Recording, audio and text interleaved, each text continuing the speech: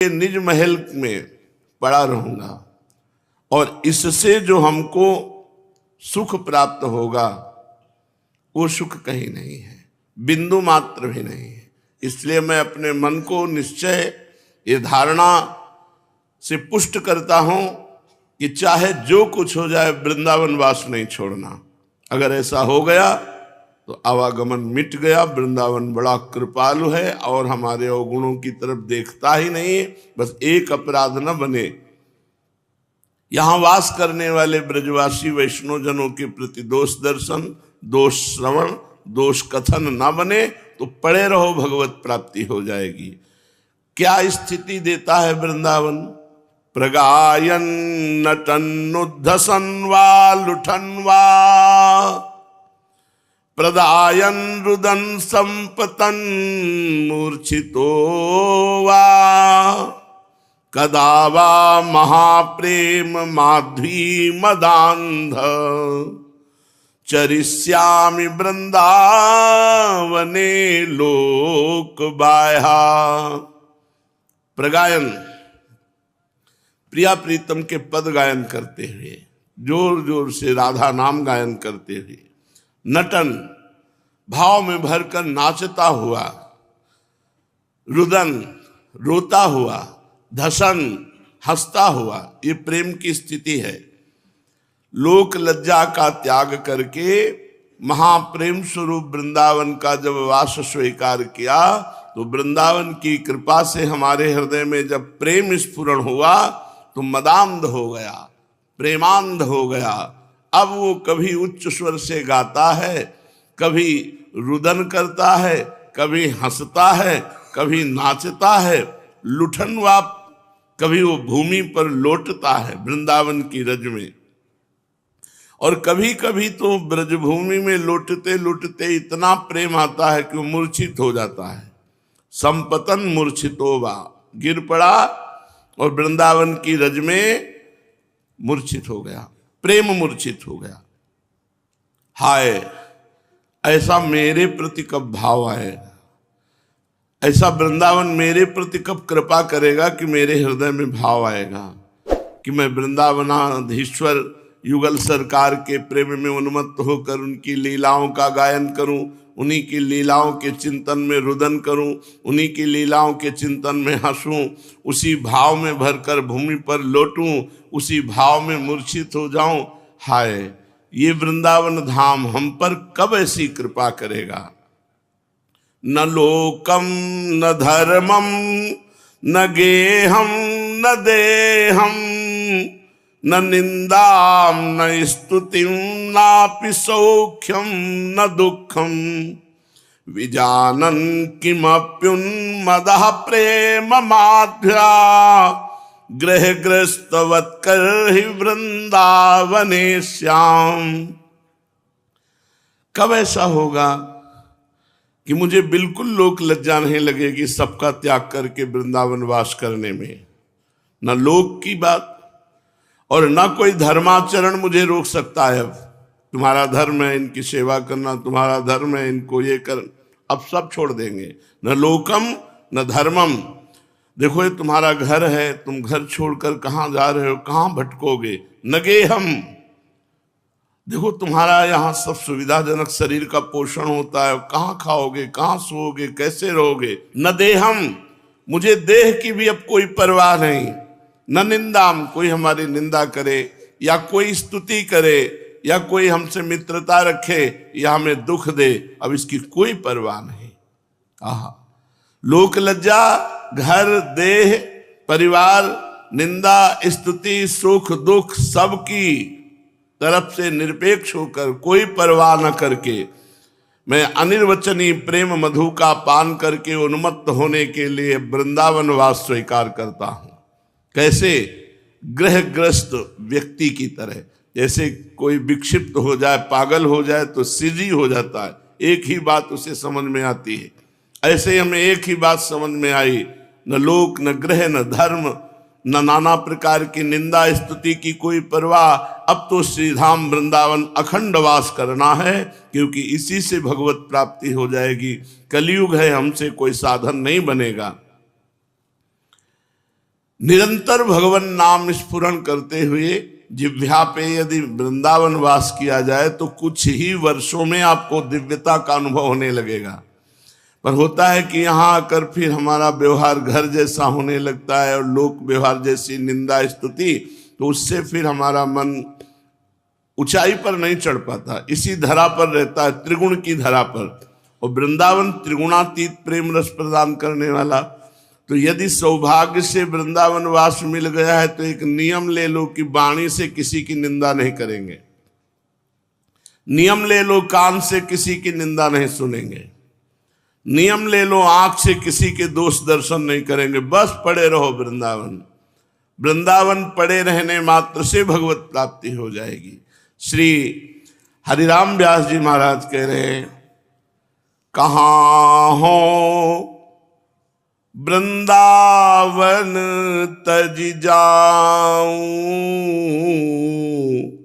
मुँह से नीच पोच को अनत न हरि बिनु और न ठाऊं, कहाँ हो वृंदावन तजी जाऊं। अब वृंदावन छोड़कर हम कहाँ जाएं? मेरे जैसे नीच और अधम को, जो हीन है, निर्बल है, उसे और कौन सहारा दे सकता है? हे हरि, श्रीधाम वृंदावन के बिना मेरा कोई ठाव नहीं, कोई स्थान नहीं। बड़ा कृपालु वृंदावन है। देखो, इस सृष्टि में जो आप करोगे उसी का फल मिलेगा, लेकिन यहां रहने का फल मिलेगा। सृष्टि में रहने का फल नहीं मिलता, करने का फल मिलता है। आप जो शुभ अशुभ कर्म कर रहे हैं उसका फल मिलेगा आपको, लेकिन वृंदावन में रहने का फल मिलेगा, भगवत प्राप्ति। यहां रहने का फल है भगवत प्राप्ति। तो कहाँ हो वृंदावन तज जाऊं, तो ऐसे कृपालु वृंदावन को छोड़कर हम कहां जाएं? सुख पुंजनी कुंजनी के देखत, विषय विषय विष क्यों पाऊं। जब हम वृंदावन की लताओं का दर्शन करेंगे, वृंदावन के रसिकों का संग करेंगे, रज में लौटेंगे, तो जो विषय विष है ये अपने आप अच्छा नहीं लगेगा। जब हमारी बुद्धि मलिन होती है तो भगवदानंद का त्याग करके विषय विष को ग्रहण करती है, और जब बुद्धि पवित्र होती है तो जैसे विष कोई खाना नहीं चाहेगा, ऐसे विषय भोगने की इच्छा नहीं होती। जब हम वृंदावन की लताओं का, रजरानी का, रसिकों का सेवन करेंगे तो हमारी बुद्धि शुद्ध हो जाएगी, और शुद्ध बुद्धि का निर्णय होगा कि आब्रह्म स्तंभ पर्यंतम सर्वम मायामयम जगत। तिनके से लेके ब्रह्मलोक तक सब मायामय है, इसलिए ब्रह्मादि के भोग सब विष सम लागत ताहि, नारायण ब्रज चंद की लगन लगी है जाए। जिसे भगवदानंद प्राप्ति की लगन लग जाती है उसे ब्रह्मादि के भोग भी विषवत लगते हैं। हरिराम व्यास जी कह रहे हैं कि अब नहीं, एक आग को डाढ़ो दूजी आग मांझ न बुझाऊं। एक आग में तो जला संसार की कामाग्नि, क्रोधाग्नि, विशेष विशेष प्रकार की राग द्वेष ईर्ष्या मत्सरता। अब जो मैं आनंद में आया हूं तो यहां प्रेमाग्नि लगी है, अब इस प्रेमाग्नि को नहीं बुझाऊंगा।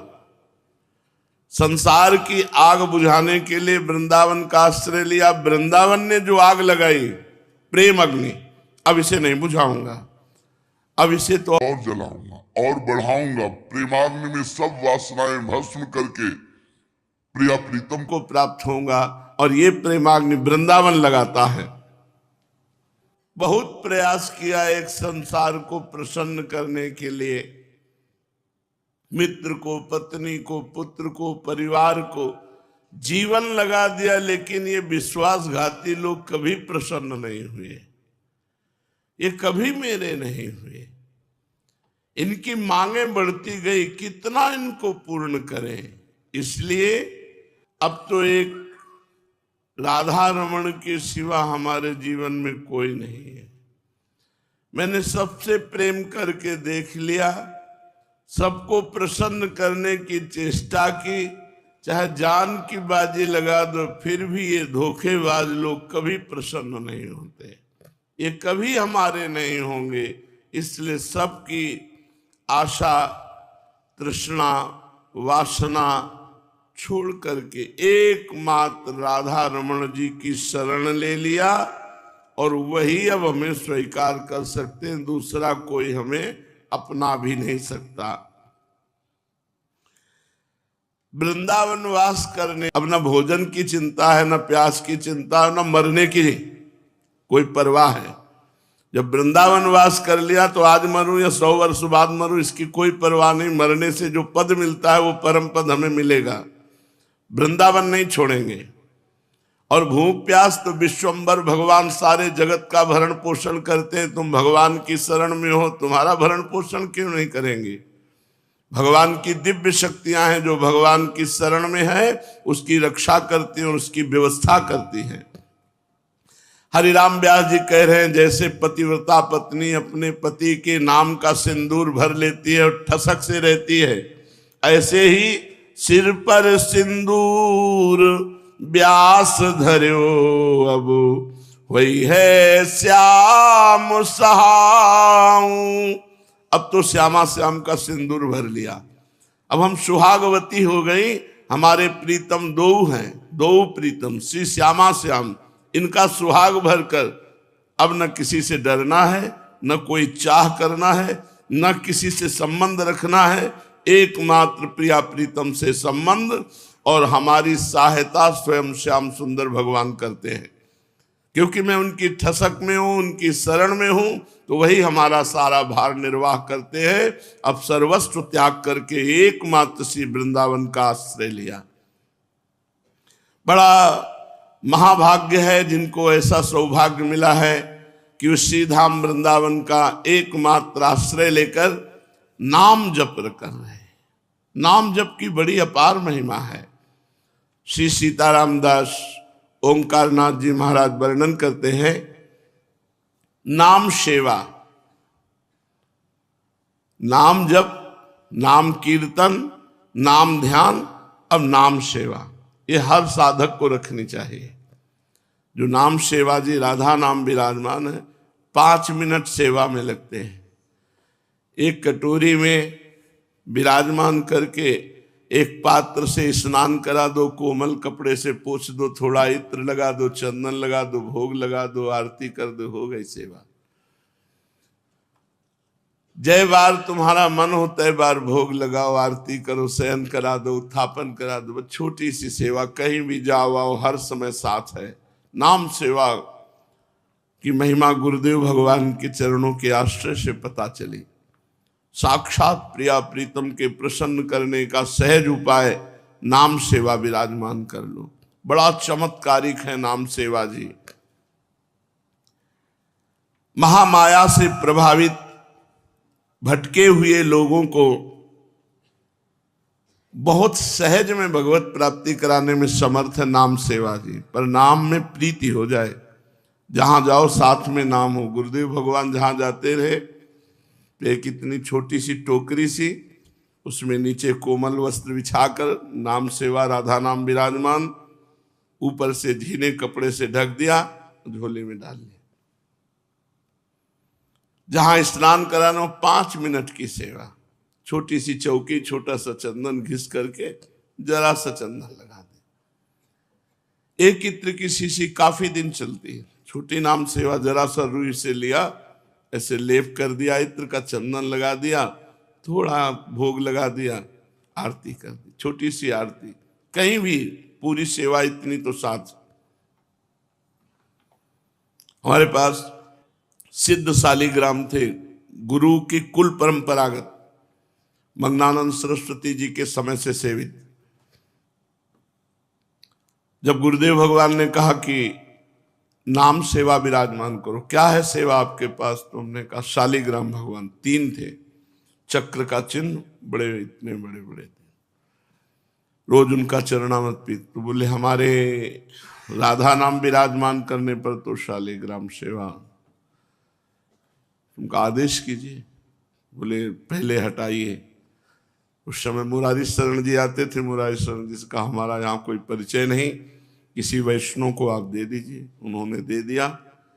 एक शब्द भी नहीं कि हमारे कुल परंपरागत सेवित श्री शालिग्राम जी भगवान है। तुरंत राधा नाम तब गुरुदेव भगवान ने दिया। जो विराजमान राधा नाम है अपार करुणामय।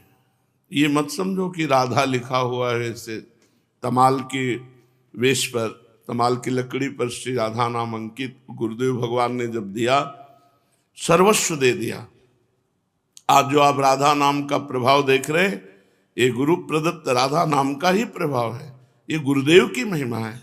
मेरा इसमें कहीं किंचन मात्र कोई प्रभाव या कोई तपस्या या कोई लगन नहीं है। निमित्त मात्र केवल इधर है, विकास दिया हुआ तो उनका सर्वस्व है।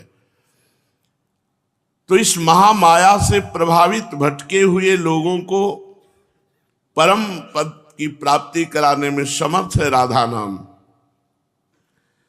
दयालु भगवान ने धर्म रक्षा हेतु कई अवतार लिए, अनेक रूप धारण किए, अनेक नाम धारण किए।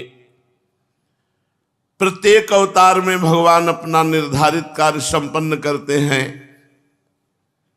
अवतार समाप्ति के बाद भगवान अंतर ध्यान हो जाते हैं। कहां? अपने नाम में। भगवान कहां समा जाते हैं अंतर ध्यान होकर? अपने नाम में। ये अनेक बहुत बड़े महापुरुष के वचन है। गुह्य संतों के हृदय की बात कह रहे हैं। महान संतों ने ये अनुभव किया कि भगवान जब अंतर्ध्यान होते हैं तो नाम में समा जाते हैं। नाम स्वयं भगवान है। भगवान अनेक रूप धारण करते हैं और नाम एक रूप, राधा। इसी में सब कुछ विराजमान है। श्री जी विराजमान है, लालजू विराजमान है, सहचरियां विराजमान है, निकुंज विराजमान है। राधा नाम सेवा में विराजमान क्यों? सब कुछ विराजमान है। परमेश्वर की प्राप्ति के लिए निश्चित मार्ग प्रभु के नाम की सेवा। नाम ही स्वयं भगवान है, ये तो समझ गए ही होंगे, क्योंकि भगवान अंतर ध्यान होकर नाम में विराजमान है। नाम सेवा का मतलब है साक्षात श्री प्रिया प्रीतम की सेवा। इसके दो प्रकार हैं, लिखित नाम सेवा और नाम जप नाम कीर्तन। नाम के दो प्रकार हैं, आराधना करना, नाम जप करना, ध्यान सहित या ध्यान सहित नाम कीर्तन करना, या फिर नाम सेवा विराजमान करके प्रगट में उनकी सेवा करना। प्रगट सेवा के बिना नाम जप और नाम कीर्तन पूर्णतः नहीं बनता है। देखो, हमें रोज नाम का चरणामृत मिलता है, रोज नाम को स्पर्श करने का सौभाग्य, नाम को दुलार करने का सौभाग्य। यन नामांकित मंत्र जापन पर प्रीत्या स्वयं माधवा। श्री लालजू महाराज दोनों कार्य करते जो यहां वर्णन किया जाता है। यन नामांकित, श्री राधा नाम को अंकित करते हैं और उसकी आराधना करते हैं, और जापन पर स्वयं जाप करते हैं। यन नामांकित मंत्र जापन परा, ये परा विद्या है राधा नाम। मंत्र जापन परा प्रीत्या स्वयं माधवा। स्वयं भगवान श्री कृष्ण प्रेम पूर्वक राधा नाम की आराधना करते हैं, अंकित राधा नाम की, और राधा नाम का जप प्रेम पूर्वक करते हैं। कोई भी धर्म हो, कोई भी पंथ हो, श्रद्धा के बिना पूर्ण नहीं होता। तो इस बात पर श्रद्धा करो कि नाम विराजमान करने का मतलब है स्वयं भगवान विराजमान है, स्वयं प्रिया प्रीतम विराजमान है। अखिल विश्व में सबसे महिमाशाली प्रभु का नाम है। अति प्राचीन, परम पवित्र, सर्वव्यापी। हमारे शरीर में 7 चक्र हैं, मूलाधार, स्वाधिष्ठान, मणिपुर, अनाहत, विशुद्ध, आज्ञा चक्र, सहस्त्रसार, ये सब नाम के प्रभाव से खुल जाते हैं चक्र। मूलाधार, स्वाधिष्ठान, मणिपुर, अनाहत, विशुद्ध, आज्ञा चक्र, सहस्त्रसार, ब्रह्मरंध्र, ये सब खुल जाते हैं।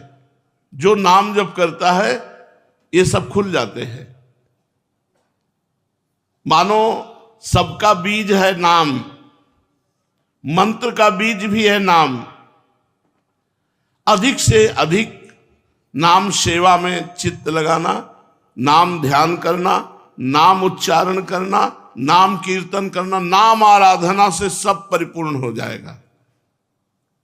चारों तरफ तुम्हें विपुल शांति और आनंद का अनुभव होगा। घंटों महाराज जी को राधा नाम के दर्शन करते हुए देखा है,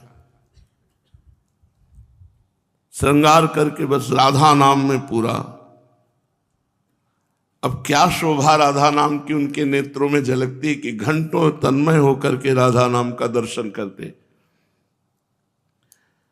नाम सेवा यदि सकामता से की जाए तो मनोवांछित फल देती है, और यदि निष्काम किया जाए तो शांति, सत्य का ज्ञान और प्रेम, ये तीनों प्राप्त होते हैं। सकामता पूर्वक की गई सेवा मनोवांछित फल प्रदान करती है, और निष्काम भाव से की हुई सेवा शांति, सत्य का ज्ञान और प्रेम, ये तीनों प्रदान करती है। आध्यात्मिक प्रगति बड़ी तेजी से होती है जो नाम चरणामृत रोज पीता है, नाम सेवा करता है, नाम चरणामृत पीता है। नाम के बराबर कोई इष्ट देव नहीं। सकाम हो या निष्काम, राधा नाम सेवा का लाभ अपने साथ रखो, मानव जाति में तुम्हारा जन्म लेना सफल हो जाएगा। लिखित राधा नाम सेवा की विशेषता यह है कि इसमें अंगुलियां, हाथ, आंखें तथा मन, जब ये सब एक साथ होंगे तब भोग लगेगा। भाव में भरकर राधा नाम में ही प्रिया प्रीतम विराजमान देख रहे हैं, फिर उनके मुख में पवा रहे हैं, भोग लगा रहे हैं। ये विग्रह विराजमान करे तो जैसे अपने छोटे से बच्चे का ध्यान रखा जाता है कि इस समय जग गया, इस समय भूख लगी, इस समय स्नान कराना, इस समय अमुक वन विहार कराना, ये करना चाहिए। सेवा पद्धति में कोई कठिनता नहीं, अत्यंत सरल एवं आसान है, लेकिन इस पर श्रद्धा होना कठिन है। अब इतने ही राधा नाम लिखा हुआ है, अब उस पर पूरा तुम्हारा इष्ट भाव हो जाए। और ये तार्किक लोगों के लिए नहीं है, ये श्रद्धा और विश्वास के लिए है। असंभव को भी संभव कर देगी नाम सेवा, बड़ी सामर्थ्य नाम सेवा में है। मन में संदेह अविश्वास ना होने पावे, बहुत आसान समझकर इसे ऐसा न समझा जाए कि बहुत आसान है राधा नाम विराजमान करके नौहा दिया, भोग लगा दिया, बस छोटी सेवा, इससे क्या लाभ होगा। श्रद्धा रख करके लिखित नाम सेवा का यदि आप भाव रखते हैं तो अवश्य परम लाभ प्राप्त होगा।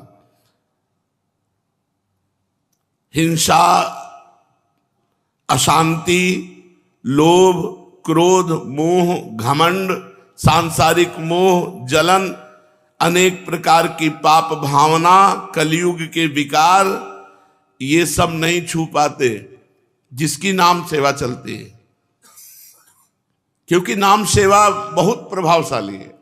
सत्य कहते हैं, बड़ा दुर्भाग्य है जो नाम सेवा से वंचित है। भाई सबको विराजमान करनी चाहिए राधा नाम सेवा, 5 मिनट में सेवा हो जाती है। पूरे जीवन की जिम्मेवारी नाम भगवान ले लेते हैं, क्योंकि आप लिए लिए डोलते हैं नाम सेवा, उसी से वो आपकी जिम्मेवारी ले लेते हैं। आप उनकी सेवा की जिम्मेवारी लीजिए, वो आपके पूरे जीवन की जिम्मेवारी ले लेते हैं।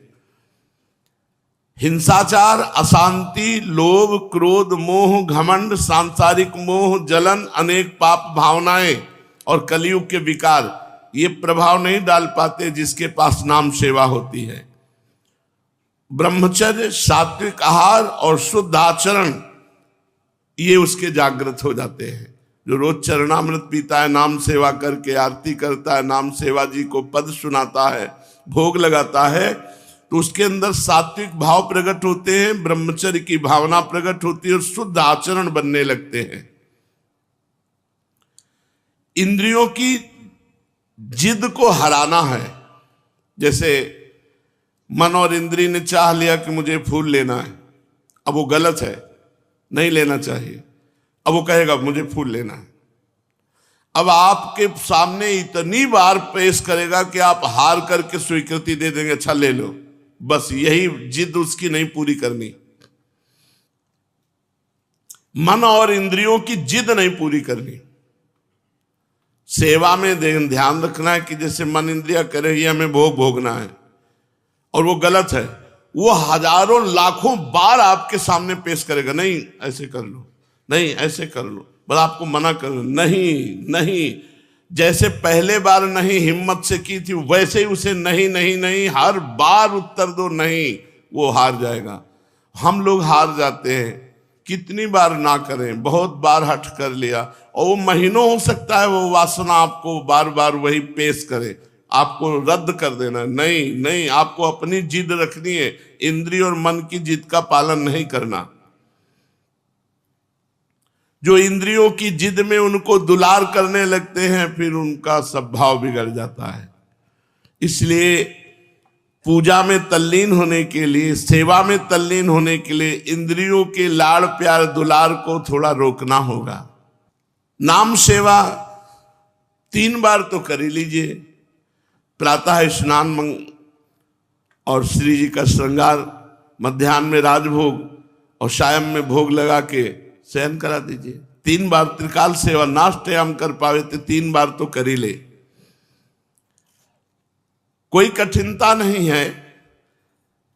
शास्त्रों में निसंदिग्ध रूप में बताया गया है,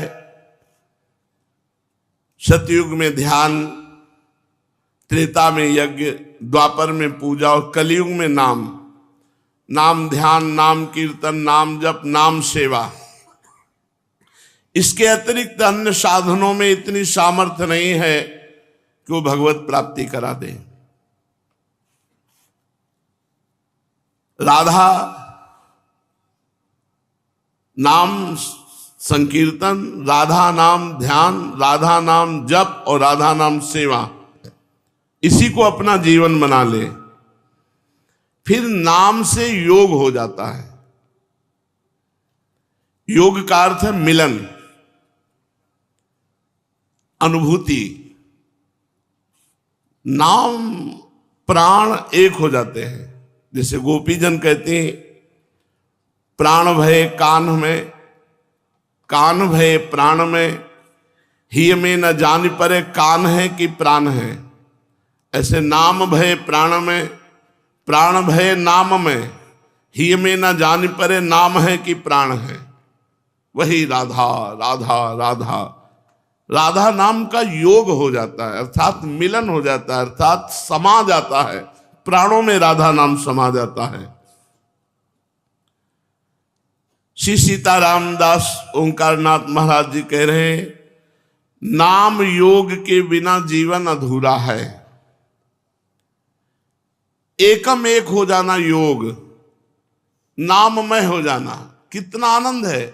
आंख मूंदे तो राधा नाम, आंख खोले तो राधा नाम, चिंतन राधा नाम, सेवा राधा नाम, वह नामाकार वृत्ति। नाम का जप का मतलब है परमात्मा का स्पंदन, प्रभु स्फुरित हो रहे, राधा राधा राधा। निरंतर नाम के आश्रय में आध्यात्मिक प्रगति रोज की रोज होती चली जाती है, क्योंकि पापों की निवृत्ति और आत्मा की शुद्धि, आत्मा माने अंतःकरण। ब्रह्म नाम है, तारक नाम है।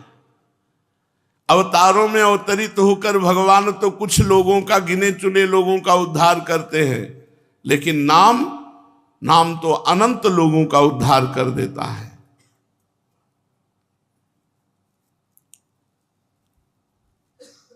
अविरल निरंतर नाम जप और नाम सेवा, बस यही जीवन बना लो।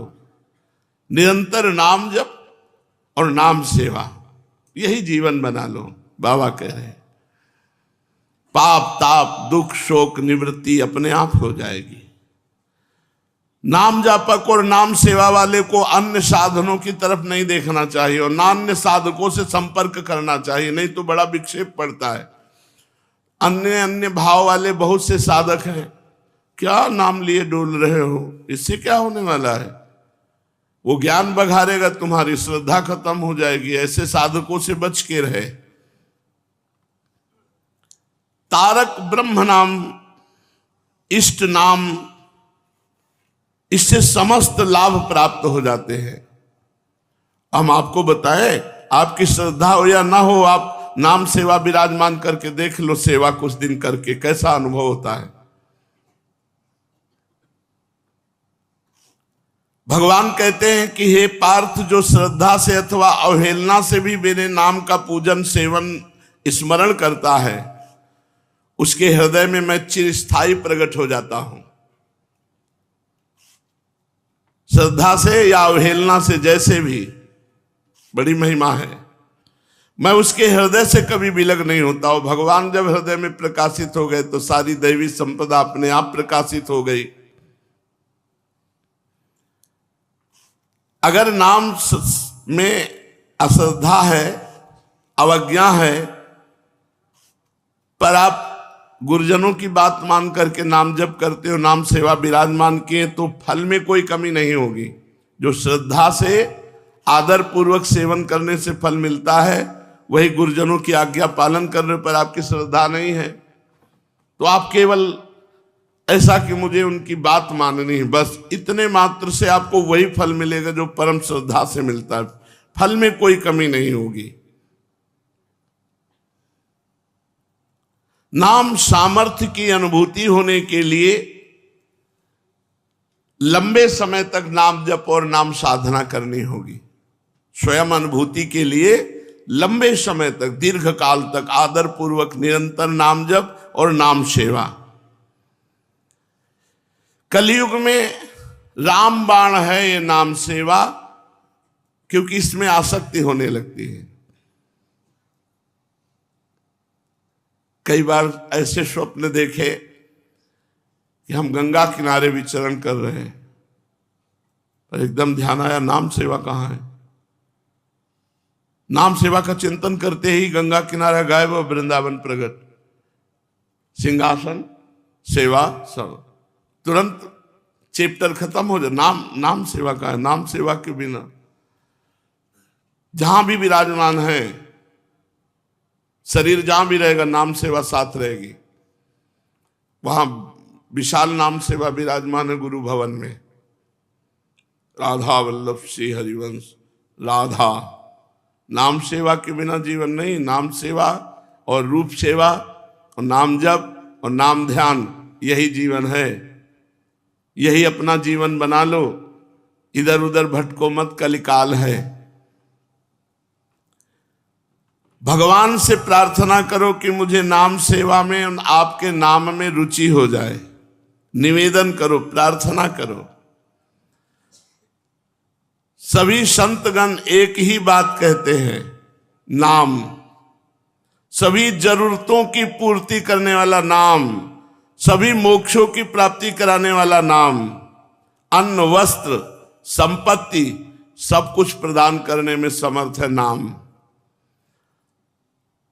आपकी कल्पना नहीं होगी कि नाम एक छोटी सी छोटी बात को भी देखता है। जैसे नाम सिंहासन में विराजमान कियो तो आपकी छोटी सी छोटी आवश्यकता को नाम देखता है और नाम भगवान पूर्ण करते हैं।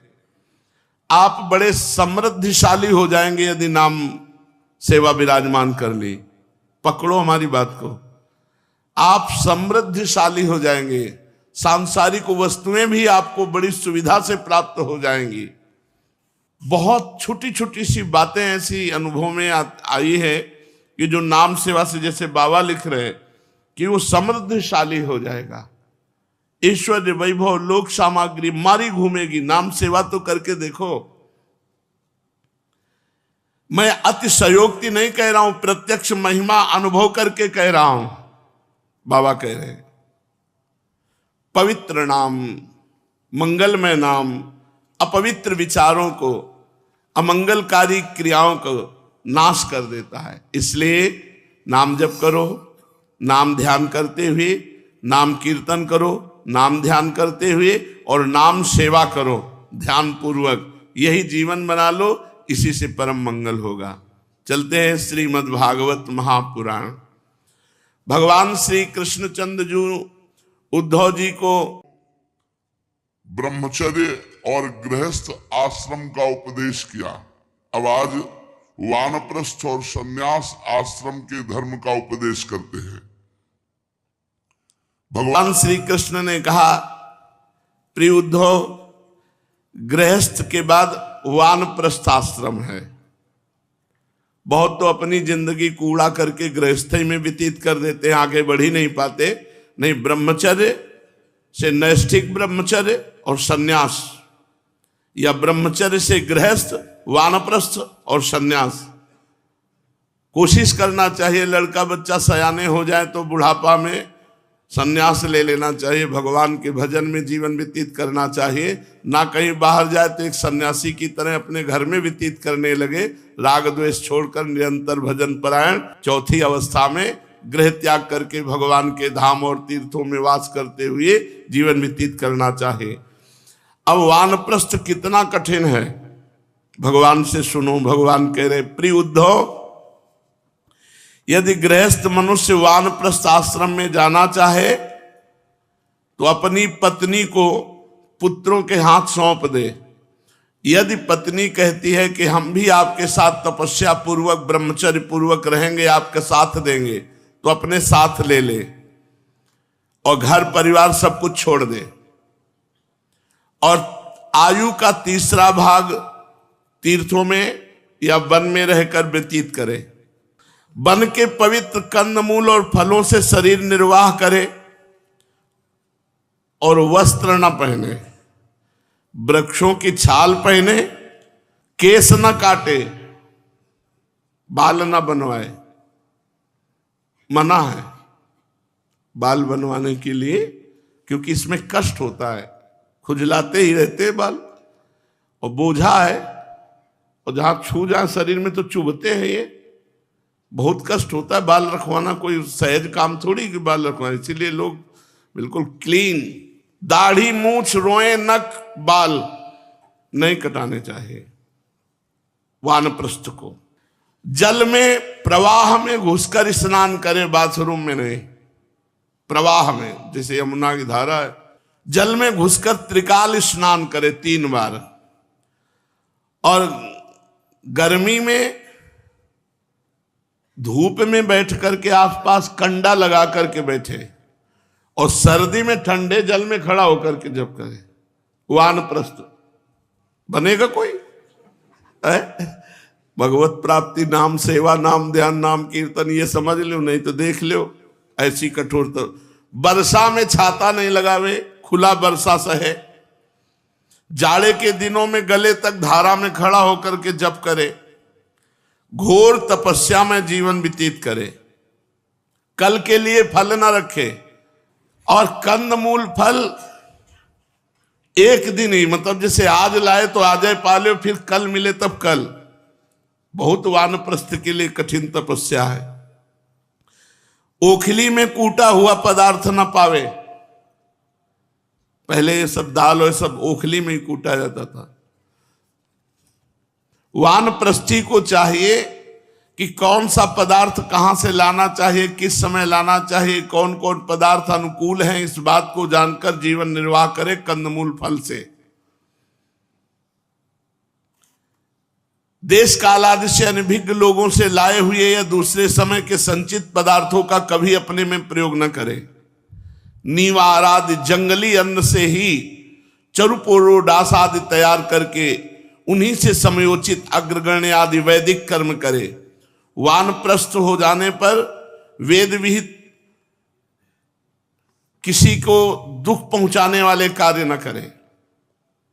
वेद वेत्ताओं ने वानप्रस्थी के लिए अग्निहोत्र, दर्श, ठंडी में गले तक जल में, गर्मी में आसपास आग रख करके बीच धूप में बैठो, वर्षा सीधे सहो, कंदमूल फल खाओ। भगवत प्राप्ति ऐसे खिलवाड़ समझ लिए। और जब हम कह रहे हैं कि राधा राधा जपो परम पद मिल जाएगा, तो समझ में नहीं आ रहा। तो दो बातें हैं, समझ लियो, नस नस दिखाई दे, या भोग लगा के श्री जी का पाओ, खूब कीर्तन करो, खूब वाणी जी का गायन करो, खूब नाम जप करो। अब सुनो, तपस्या के द्वारा मेरी आराधना करके पहले वो तप लोक को जाता है, ऋषियों के लोक को, वो मेरा स्वरूप हो जाता है। प्रिय उद्धव, जो बड़े कष्ट से तपस्या करता है उसको मोक्ष मिलता है। कौन ऐसा मूर्ख होगा जो मनुष्य शरीर प्राप्त करके मोक्ष न प्राप्त करे। वानप्रस्थी को चाहिए कि आश्रमोचित नियमों का पालन करने में जब बूढ़ा हो जाए, असमर्थ हो जाए, शरीर कांपने लगे, बहुत ध्यान से सुनो, बूढ़ा हो गया, शरीर कांप रहा है, अब कोई नियम पालन करने लायक नहीं रह गया, तो मौन धारण कर ले। बहुत कठिन है भगवत प्राप्ति, तभी कहते हैं भगवत प्राप्ति कठिन। सरल से सरल उपाय है भगवान का नाम कीर्तन, भगवान का नाम ध्यान, नाम जप। राधा नाम से सब कुछ हो जाएगा, मान लो कलिकाल है। अब उस अगर वानप्रस्थी को प्राप्त समय है, अभी मान बूढ़ा नहीं हुआ, अभी समय है, तो आगे सन्यास का मार्ग है। वो नरकों के समान समस्त भोगों को दुखपूर्ण समझकर लोक परलोक से पूरा वैराग्य, तो विधि पूर्वक यज्ञाग्नियों का परित्याग करके सन्यास ले ले। जो वानप्रस्थी सन्यासी होना चाहे वो पहले वेद विधि के अनुसार 8 प्रकार के श्राद्ध और प्राजापति यज्ञ से मेरा यजन करे, इसके बाद सर्वस्व त्याग कर दे। मैं शरीर सहित कुछ नहीं, मेरा शरीर भी गुरु को दे दिया। अब यज्ञाग्नियों को अपने प्राणों में लीन करके न किसी स्थान, न किसी वस्तु, न किसी व्यक्ति की अपेक्षा रखकर वो स्वच्छंद विचरण करे। बहुत देख लो, भगवान कह रहे हैं सावधानी। उद्धव जी, जब कोई ब्रह्म ऋषि संन्यास लेने लगता है, तब देवता लोग स्त्री पुत्र आदि के बुद्धि में बैठ करके उसके संन्यास धर्म से विचलित करने का उपाय करते हैं। बुद्धि में उस सन्यासी के भी और उसके परिवार के भी बुद्धि में बैठ जाते हो, मोह उत्पन्न हो जाता है। क्योंकि देवताओं को ये जलन हो जाती कि ये तो हम लोगों की अवहेलना करके हम लोगों को लांघ कर ये परमात्मा प्राप्ति करने जा रहा है, इसलिए वो विघ्न करने लगते हैं। सन्यासी जो हो जाए तो उसे वस्त्र धारण करने के लिए इतनी आज्ञा है कि लंगोटी लगा ले, और लंगोटी के ऊपर एक टुकड़ा अंगोछा जैसा, गमछा जैसा लाल रंग का, बस, पूरे और नहीं, जिससे लंगोटी ढक जाए, बस इतना। और आश्रमोचित दंड और कमंडल, इसके अतिरिक्त कुछ भी पास ना रखे। यही नियम है सन्यासी के लिए। सन्यासी का तात्पर्य विरक्त से है। नेत्रों से धरती देखकर चले, कोई जीव न मर जाए, ऐसे चलो। जमीन को देख के चलो, पैर बहुत संभाल के रखो, और कपड़े से छान कर जल पिए। मुंह से प्रत्येक बात सत्य निकाले, झूठ कभी ना बोले, बुद्धि पूर्वक सोच विचार कर बोले। सन्यासी के लिए 3 दंड हैं, वाणी का मौन, शरीर के लिए निश्चेष्ट और मन का निसंकल्प। प्राणों का याम करते हुए मन को निसंकल्प, ये दंड हैं। भगवान कह रहे हैं भाई 3 दंड, मौना निहा नीलायामा दंडा वाग्देह चेतसाम न हेते यस्य संत्यंग वेणुभिर न भवेद यति। वाणी का मौन, मन का निसंकल्प और शरीर का निश्चेष्ट, ये 3 दंड हैं। बहुत कठिन है हर मार्ग। सन्यासी को चाहिए कि जातच्युत और गौघाती, गौ हत्यारा, इनसे कभी भिक्षा न ले और चारों वर्णों में भिक्षा ले ले। भिक्षा का नियम है बिना परिचय वाले 7 घरों में जाए और जो कुछ मिल जाए तो पाले, ना मिले तो उपवास करे। 7 घर, 7 सप्तागारान संक्लिप्तांस तुष्य लब्धेन तावता। 7 घरों में जाए, जो कुछ मिल जाए वो पाले, ना मिले तो उपवास करे। अब फिर इसके और भिक्षा का उपाय न करे कि 7 घर और देख, बस 7 घर तक है। राधे श्याम बोले जो मिले सो पाए।